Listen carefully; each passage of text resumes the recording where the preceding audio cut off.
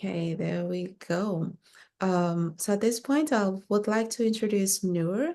Noor is our tour coordinator. She knows a lot about Zanzibar, has been to Zanzibar several times, as I have, and so we just have a real joy sharing this with you today. So, Noor, I hand it over to you. Amazing. Thank you so much. Yes, hi folks. Thank you so much for taking time out of your schedules to be joining us today to learn all about Zanzibar.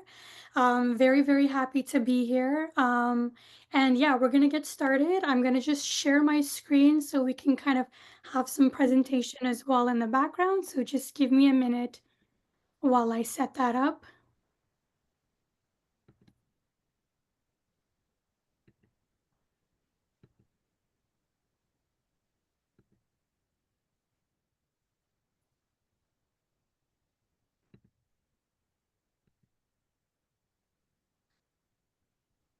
Can we see my screen? Not yet. It seems to be in transition, at least from my end. I can. You Mm. can. Yeah. Everyone else can. Okay, Okay. I'm just gonna make sure just in case.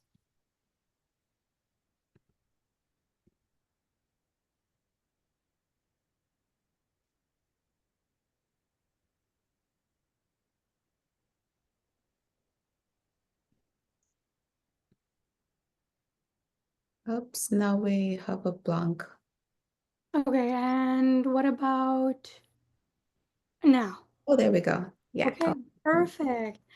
Alrighty, I'm going to get started. Okay, hello, everyone. I'm very excited to be doing this presentation for you all, and hopefully I can inspire you to have the opportunity to adding, such a beautiful destination into your future bucket list, and we hope your 2025 travel bucket list as well.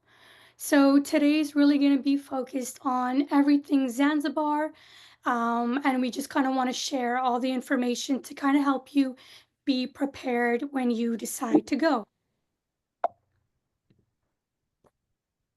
So first and foremost, myself and Nigeria are both located in Vancouver. So we just want to take a moment to do a land acknowledgement, in regards to the respect of the land that we are currently in. So here at Celebrate Africa Tours, we want to acknowledge that we are situated on the unceded traditional territories of the Musqueam, Squamish, and Tsleil-Waututh nations, the territories in which we work, live, and thrive in.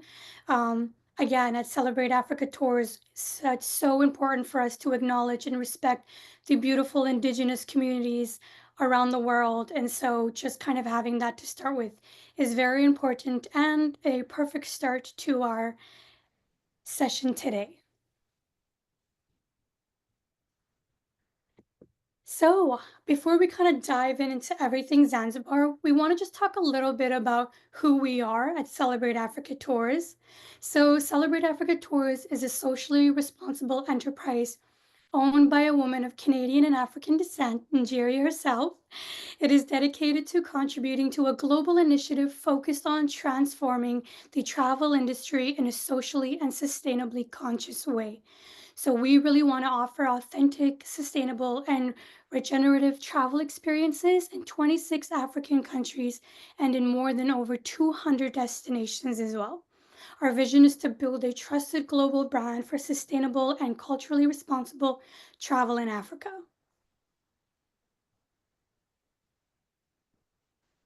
So some of the services that we offer at Celebrate Africa Tours, we offer a lot of packages, including family trips, solo tours, group tours, honeymoon, and corporate trips as well. And a lot of experiences, and just some of the big list we have would be our safaris, climbing Mount Kilimanjaro, diving and snorkeling, cultural exchange, and history and information.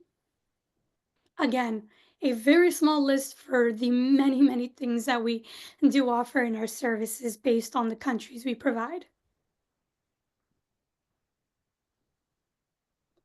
So we want to dive right into exploring Zanzibar.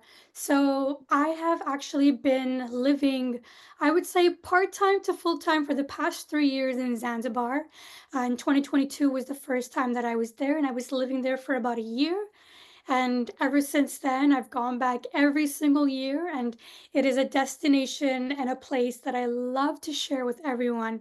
It's just such an amazing place to visit. So it's located off the coast of Tanzania. So Zanzibar is part of Tanzania, the Republic of Tanzania. However, it's about a 2 hour ferry from the mainland Tanzania on its own island. It's known for its stunning beaches, vibrant culture, and rich history. And it really offers a unique blend of African, Arab, and Indian influences. And a little fact that I wanted to share is Zanzibar is actually an archipelago made up of over 50 islands, with the main island being Nguja. So when you actually search Zanzibar and Zanzibar Island, the main one that everybody is showing you is Nguja Island, which is the main. However, it's totally created out of 50 different islands, some much bigger like Pemba and other ones really small. Um, but yes, this is the large and most populous island, which is Nguja, known for its stunning beaches and rich cultural heritage. And that's where we offer our main tours on that island for now.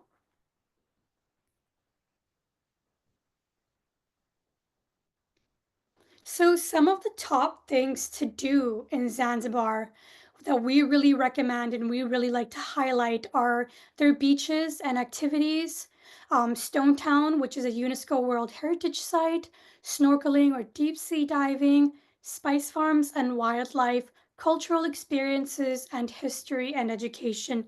And we're going to kind of touch base on all those to give you kind of a better idea of what's available for all of those kind of points. So we'll start with beaches and activities. So Zanzibar or Unguja Island is a really pretty big island. From one side to the other will probably take you around 2.5 to 3 hours maximum, but it's pretty convenient to travel around no matter where you are on the island. But some of the best places for the best beaches and activities would be in these kind of particular areas in the north and south. We have Nungwi, which is located in the north, and it's really known for its crystal clear waters and vibrant nightlife, making it perfect for beach parties and beachfront dining. So Nungwi, again, is all the way in the north. The waters usually are perfect all year round. There's a lot of like activities and beach things that you can do there, and a lot more nightlife and activities. So it's really nice if you're looking to do something more lively. And then we have Paje, which is located on the south of the island. So Paje offers a laid-back vibe and is ideal for kite surfing with perfect winds and endless beach area. Many beachfront hotels and resorts are also located there, and many of them also do provide you with daytime access. So for example, if you're staying at one resort and you like it, but you want to explore more or see a really nice pool in another hotel resort, many of them actually do let you access it during the day. Their beach beds, towels, Wi-Fi, and everything as well. Um, Paje is one of my favorite places to go because it's just so much beach area and so many options. The only downside to it is the tides changing within the season. So sometimes wake up and go to the beach and you're going to see that the water is like 30 minutes walking away from the beachfront, and other times it's right there right in front of you. Um, but it's really ideal for those looking to do kite surfing, and overall, it's still such a good place to be, and it really gives you everything you need. And then we have Jambiani, which is also kind of towards the south as well. It's known more for its serene atmosphere and beautiful coral reefs. Visitors can indulge in various activities, including kayaking and enjoying fresh seafood at local restaurants. Jambiani is the place that's kind of like all the way away from everything else. So if you're really looking for that quiet, that restful kind of experience, this is where you want to go. there definitely is still like resorts and hotels there that offer like nightlife and activities, but it gives you that with a big mix of like privacy and relaxation and like away from the crowd and the noise as well.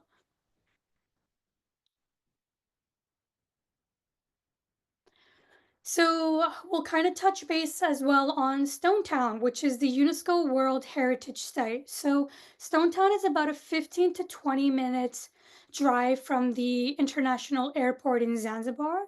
That's where I was also located too. And a lot of the times when we offer our tours, usually our guests will start with a few nights here before we take them to one of the further beach destinations. Stonetown is a UNESCO World Heritage Site rich in history and culture. They have so many different tours and experiences to do, from walking tours through its narrow alleys and revealing its stunning architecture and fascinating stories from the past, including its heavily influence from the Arab, Indian, and European cultures. It's also home. Zanzibar and Stonetown is the home of the famous Freddie Mercury, who was actually born and was living for quite a few years of his life in Stone Town in his own apartment there, that you also get the chance to visit. There's a lot of local cafes serving traditional Swahili dishes, and they are also really famous for the Forodani night market, which is a local night market that is right at the kind of beach waterfront area, that has like local cheap eats, anywhere from shawarma to sugarcane juice to seafood to their famous traditional dish called orojo, or Zanzibar mix, which is a delicious, delicious food that I think you should definitely try when you go there.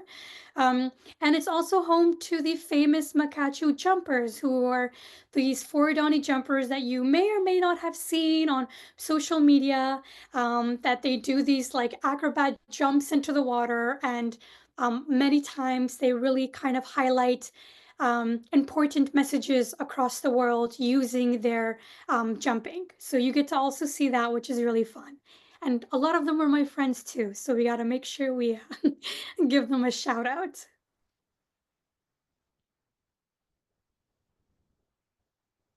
So, of course, with the beautiful water across the island, Zanzibar is really, really good at offering snorkeling and deep sea diving. It's one of like the top destinations in the world as well. People from across the world will come here and get to experience that. Some of the kind of top areas that we like to include for those would be Mnemba Island, famous for its vibrant coral reefs and diverse marine life. And you can also spot wild dolphins here at Mnemba Island when you also do your snorkeling and diving. Another way to see them is through the Blue Safari excursion, which is also an opportunity to explore multiple snorkeling sites. Um, all the way to a eco island known as Chumbai Island, which is known for its conservation efforts and pristine underwater ecosystems. So these are some of the locations that we really like to highlight for underwater adventures. And as well, Zanzibar is a place that offers the one of the most affordable diving rates as well, for you to get your diving license there too. So it's a perfect place to go do that and explore as much as you can underwater.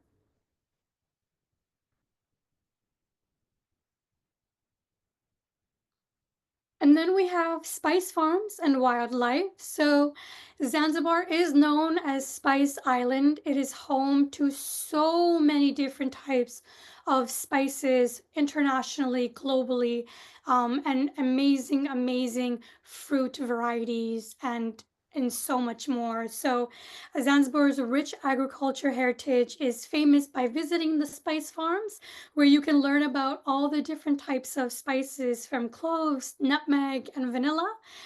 Usually, the guides add a lot of humor to it to kind of teach you more about all the different spices and things available. And you also get to enjoy fresh coconuts picked right in front of you, and sample a variety of tropical fruits during your tour.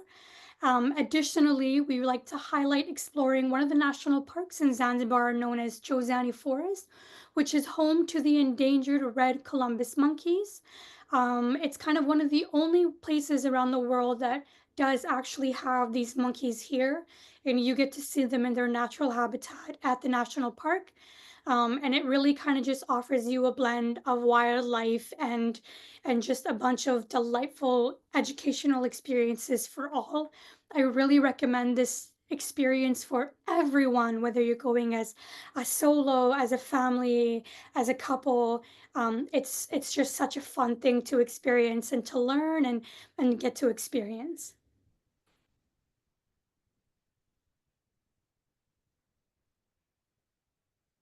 So of course, Zanzibar, other than it's being really famous and rich in its diversity in spices and lands and everything, it's really really big on culture as well. It's truly such a cultural rich island. And so we really, really like to kind of highlight that by engaging our kind of tours and folks with us with local communities here and local experiences from meeting the local Maasai community in Paje, which is on the south of the island. Again, originally the Maasai, who are an indigenous community, are located in northern Tanzania, but many have kind of found their way as well to Zanzibar. And you can meet a lot here in Paje, which is on the south by the beach. And it's just so great to get to see their culture without having to take a flight all the way to mainland for folks who may not, have the time to do that. You also get to experience traditional Swahili music, such as tarab, which is one of my favorites. And that really reflects the island's rich history and diverse influences. And we really encourage folks to kind of participate in local dance performances or art workshops to gain a deeper understanding of Zanzibar artistic heritage. And yeah, just getting yourself engaged beyond just sitting at a beach resort all day drinking your pina colada, which is fun and great. But we'd love to kind of encourage a little bit more of that engagement where you're learning about the places that you're visiting and contributing to the local economy as well.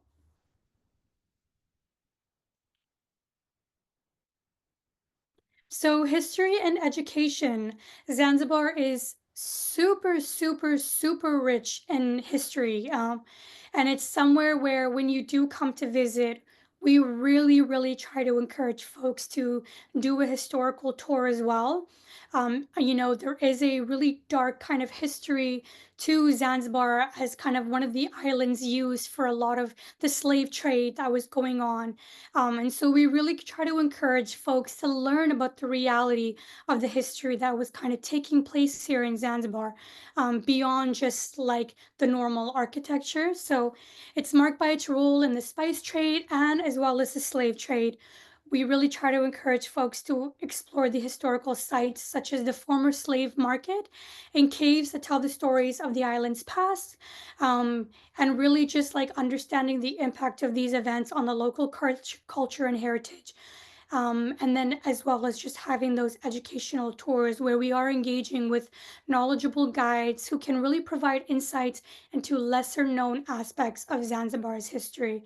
So, even when you're going through Stone Town, for example, and you'll get to do the Stone Town tour, you'll kind of have see these big doors that are really really famous in Zanzibar, and there's actually a history for every single one of those big doors.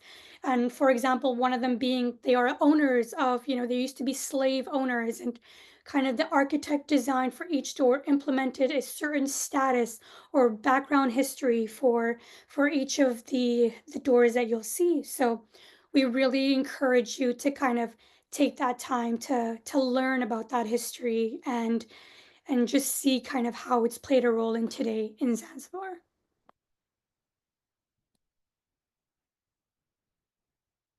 So those were kind of some of the main highlights that we kind of encourage folks to look into when traveling to Zanzibar.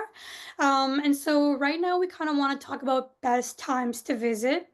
So, from my personal experience and my multiple times being there and living there for quite a while, to be honest, I would say there isn't a perfect time to go, I think you can really go to Zanzibar during any time of the year.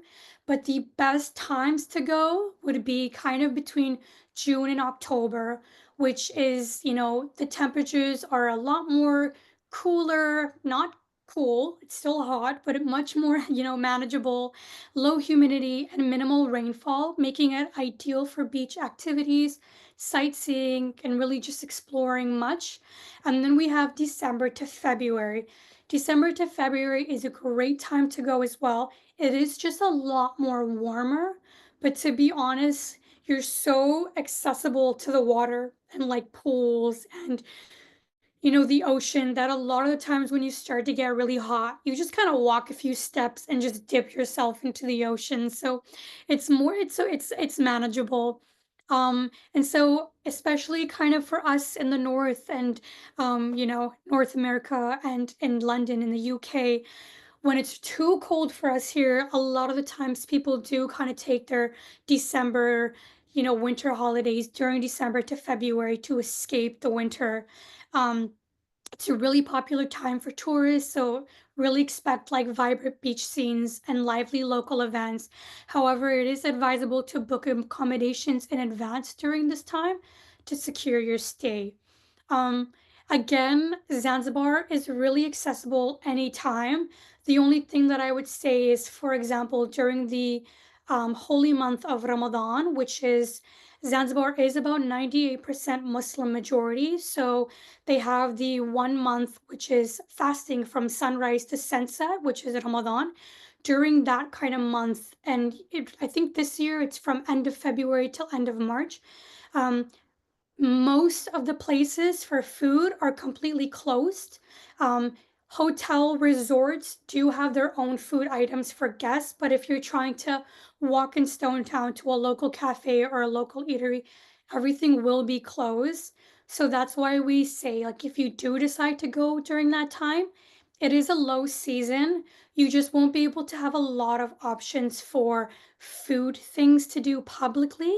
However, it's low season, so a lot more of like affordable prices and less crowded excursions.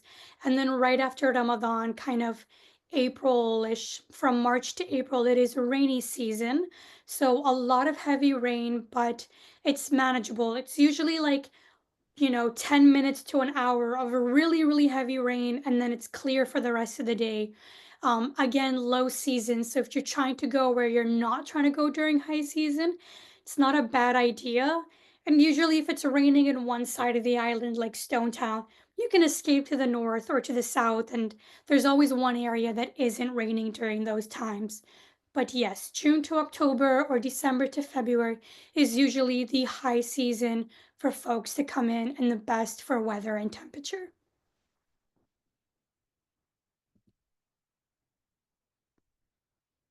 So other things we really like to highlight, and even some of the tours that we offer with our itineraries are as well, are some things such as, again, we really like to encourage engaging with local communities and organizations and different projects.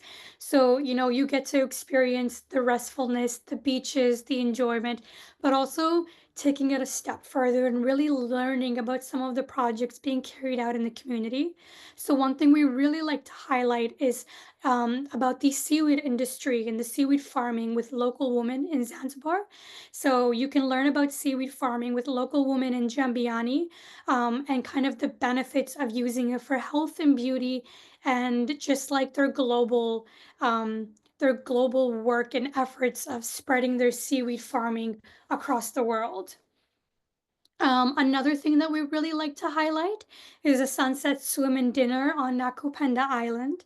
Nakupenda translates to Love Island, but love comes in all shapes and forms. It can come within self love, your best friend, family, or couples. We really, really recommend this tour. Usually, people do Nakupenda Island during the day, which is really, really fun. However, it can get really busy sometimes. So, we like to take it a step further and giving folks an opportunity to go there just before sunset, where there's literally like very minimal to no other person there, and you kind of get the whole sandbank island to yourself. You get to swim during sunset, enjoy a fresh dinner, and just overall have a relaxing evening. And then again, really kind of highlighting our snorkel and forest walk tour on Chambe Island, which is again one of the conservation islands in Zanzibar. It's an incredible experience that we really, really encourage folks to do. So you get to explore the eco island of Chambe to learn about their sustainable efforts with the coral reefs and wildlife. It probably is the best place to do your snorkeling. Um, it's again, it is a conservation area, so everything there is so lively and rich and just the best place to really learn about their eco efforts as well.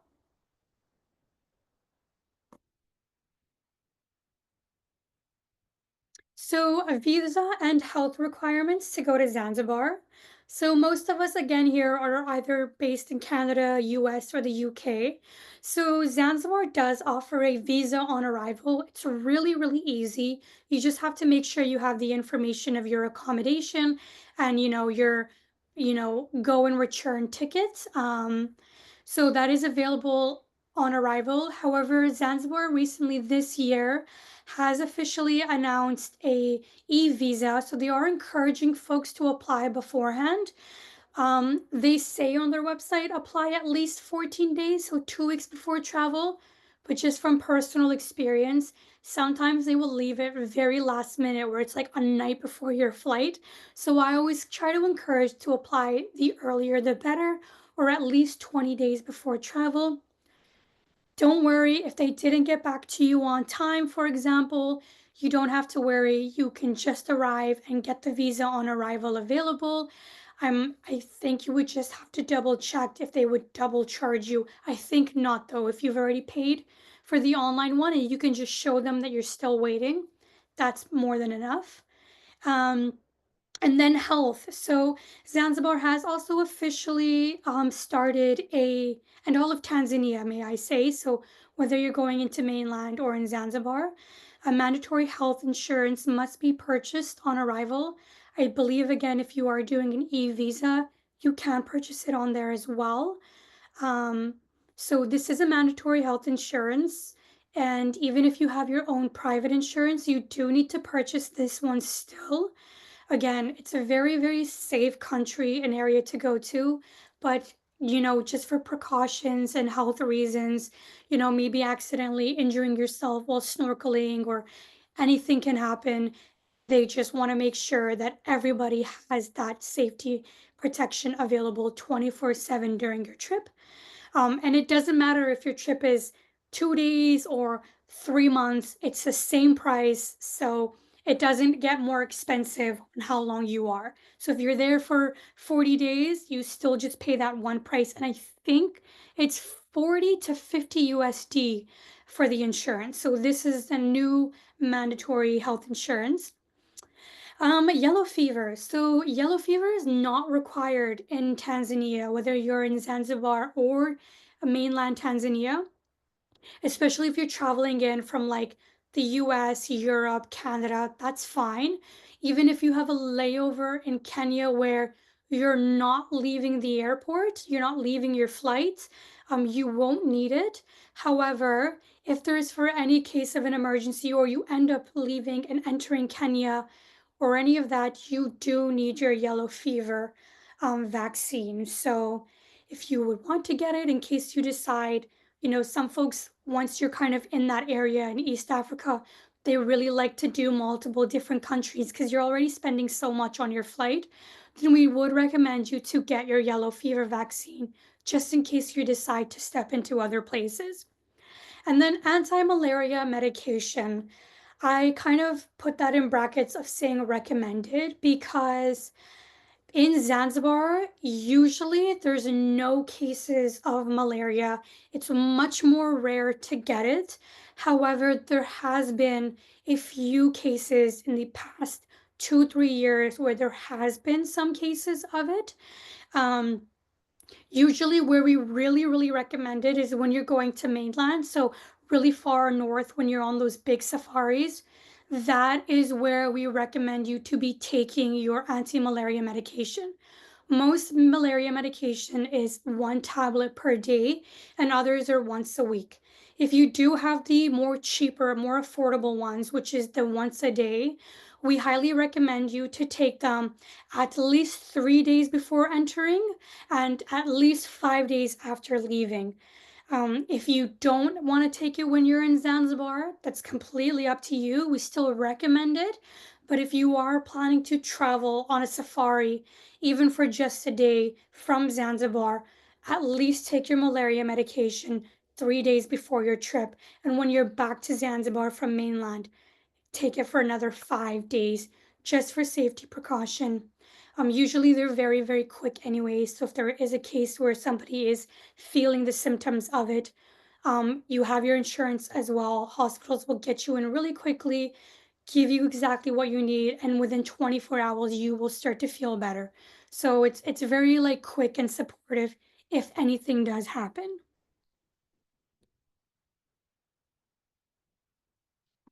So this is kind of where you can reach us as well if you are looking at hopefully booking a tour or an experience or want to learn more. We're so happy to answer any of your questions, or if you're looking to book a trip with your family, feel free to give us an email or a phone call or a WhatsApp message on our contact number here.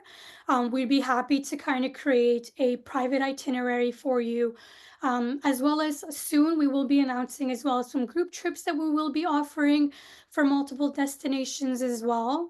One thing I also did just want to highlight is, Zanzibar, again, it is an island off of East Africa, and right part of Tanzania. So a lot of folks as well may want to, while already being there, add in another country or another destination. So we do packages and opportunities like that as well. And even for some of the tours that we offer in Zanzibar, we do have optional kind of add-ons where folks can do a same-day safari with flights from Zanzibar, or a 2 night or 1 night safari as well. So if you kind of prefer to have more of that restfulness and the beach access, but still want to experience the safari, we do kind of offer those options as well. And for the same thing for other countries in Africa as well with our packages. And yeah, we'd be happy to kind of work with what you are feeling like you want to do. And we'd be happy to kind of answer your questions with that and support you on it. Thank you. And that is all. Wonderful. Thank you, Noor. That was a great presentation. Makes me feel so excited about going to Zanzibar again, reliving all those memories. Well, we are open for questions now. I see there's already a question in the chat. Maybe we can take it from there. Is there any specific precautions to have for underage children? Yeah, maybe you can take it, Noor. Yeah, so for children, the same thing. I think just in regards to if you are taking anti-malaria medication, just speak to your specialist or a family doctor before you go and just let them know. Usually they'll kind of give you better advice of what they may need to take, but I think the main thing would just be the anti-malaria medication. Other than that, Zanzibar is really, really accessible and good for underage children as well. It's a very family friendly place too. And if there is any kind of emergencies while you're there, or you're with children and one of them does fall ill or does have an injury, there are multiple kind of hospitals and specialists there that do incredible, incredible work for you to be able to access. And there are a few private kind of foreign hospitals as well. So we can, Dan, if you or want to kind of know more about that, we'd be happy to kind of send you over a list of some of the main things that is important for underage kids. But most of it, no, even any of the water activities, etc. They all provide you with your life jackets. Any of the experiences you're going on, you are with a professional tour guide who they know everything they need to, from the first aid, from the swimming, for the health, and food quality and everything. So Usually they'll be extra kind of supportive and cautious if they see you with underage kids, and you're with good hands.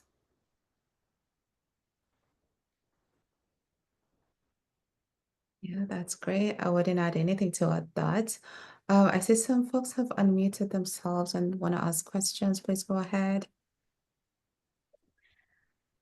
Okay, so is there a cap on the duration of the stay? So Zanzibar's visa, and which is also for Tanzania. So once you get it, if you land in mainland Tanzania, like in Dar es Salaam, Kilimanjaro, or Arusha, or if you land in Zanzibar, it is the same visa.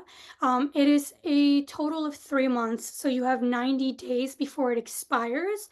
So usually folks that do want to stay longer, one thing that a lot of people do will, they'll just like kind of exit the country, for example, go to Arusha, take a bus to Kenya border, enter Kenya, and then come back to Zanzibar. You would just need to pay the visa again. Um, and yes, I think even if you speak with your guides, sometimes they can try to make an arrangement for that as well if you are staying longer.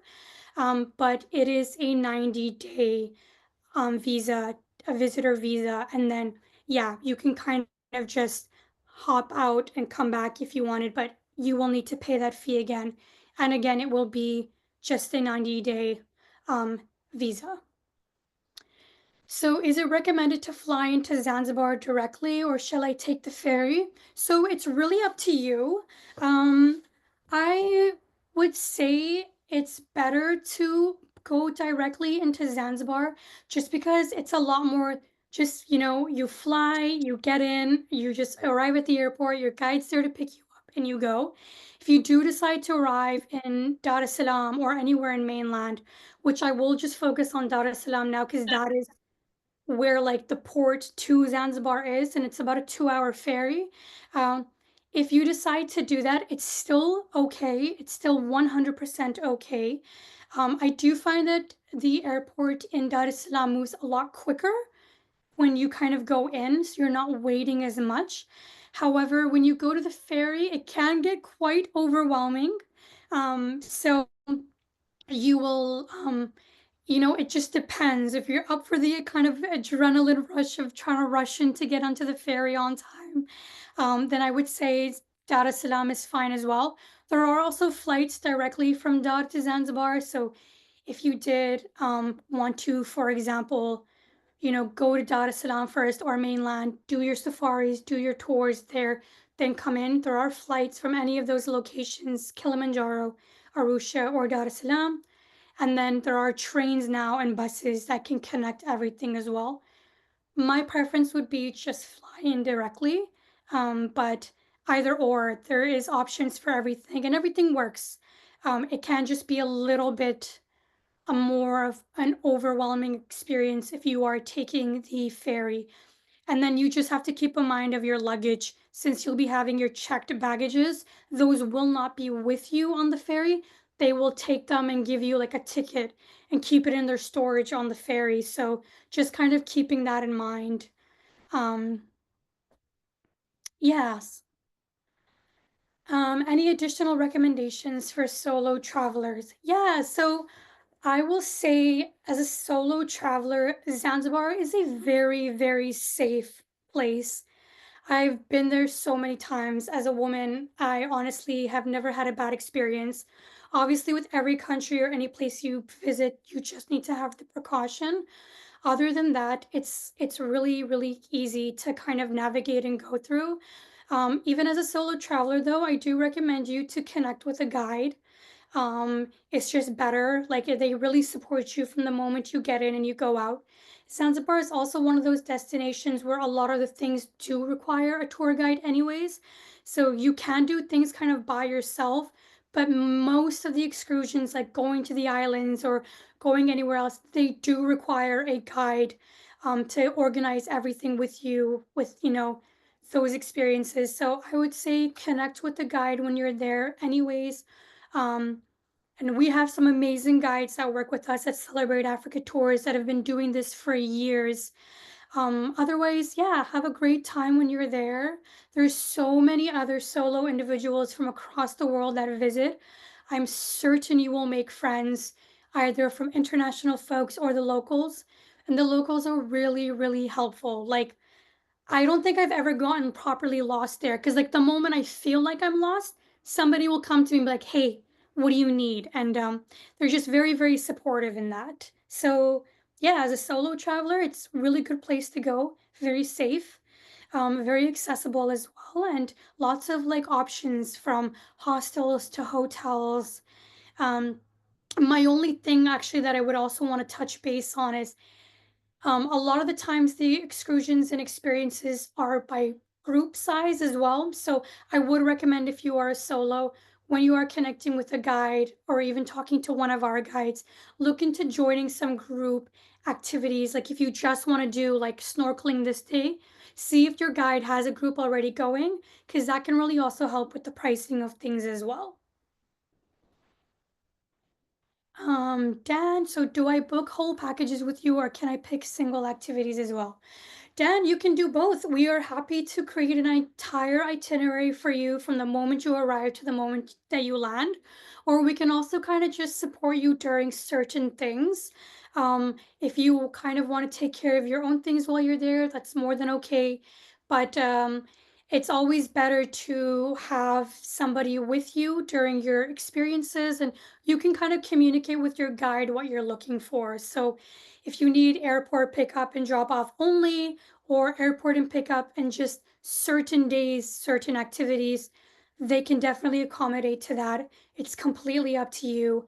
Celebrate Africa Tours is really kind of, we're flexible with that. We offer all inclusive packages, and then we offer packages kind of based on what you're needing. So it's really totally up to what you want to do. And we'd be more than happy to make sure we arrange that well for you, where you get to have your freedom to do whatever you want.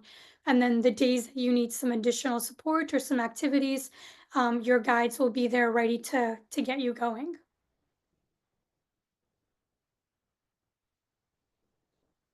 Any other questions? I hope, Ninja, you're okay that I am answering these. Of course, this is great. I wouldn't add any other information. I think you're sharing very comprehensive details about the destination and all the, recommendations, the precautions all sound great. I wonder whether folks want to unmute themselves. You're welcome to discussions. Have you been to Zanzibar before? Or is there something that struck you? Do you want to go back again to a particular destination? We'd love to hear that. Now, there's another question, and I've just put email on the chat again so that people have it. Oh, and I see that I made a mistake on this. I'm going to share it again. Sorry about that. In the meantime, there's another question. What's the average cost for flights and excursions? Yeah, so I would say the cost for excursions, again, it kind of depends on also your group size and which activities. Zanzibar is quite affordable. Um, Actually, let me reword that and say Zanzibar is very accommodating to most budgets.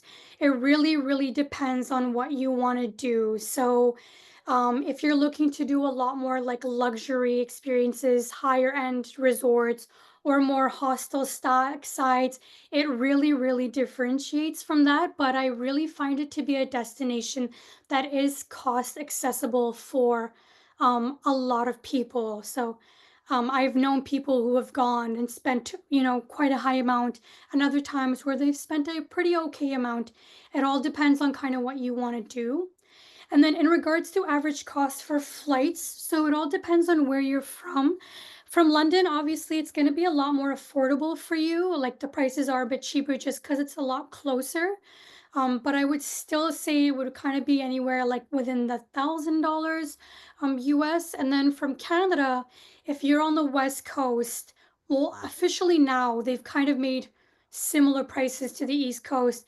I would say anywhere between 16 to $2,700 Canadian, really depending on where you're when you're looking at going again, high season, low season, how much more in advance you can kind of book. Um, and then, yeah, so it really kind of just depends on when you want to go and what you're planning to do for excursions, but it can be very, very accessible. It's very accessible for a lot of different budgets. So let us know if you feel like you want to go and you're only have like a certain budget that you are able to afford. We'd be kind of happy to see what we can do and accommodate to that, or see what options or packages that we can offer for you. And Dan, so I was there 12 years ago. What happened in the meantime? A lot. Dan, I can say from when I was there in 2022, and every single time I go back, so much has changed. It's a very, very quick developing country right now. Um, Dan, they have a cruise ship now that comes to the island, which is crazy because now we just always see like a really big cruise ship that's there. But it's lots of new hotels and resorts, lots of new excursions and experiences. It's just a very, like, every time you go, there's something new that's being offered. So I promise you, Dan, when you go there, you're going to feel like this is your first time.